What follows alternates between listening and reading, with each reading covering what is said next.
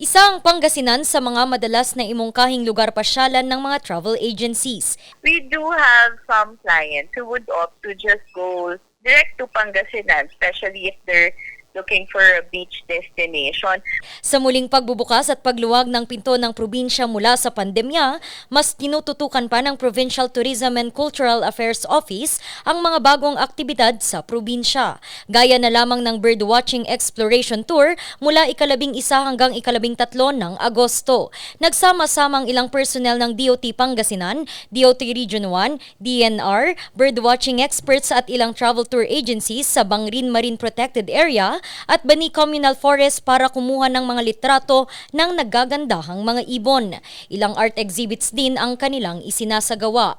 Mas pinaiigting rin ang pag-aalaga at kalinisan ng mga yamang tubig. Sa datos ng Provincial Tourism Office ng Pangasinan, aabot sa 1,011,218 turista ang pumasok sa Pangasinan sa unang quarter ng taon.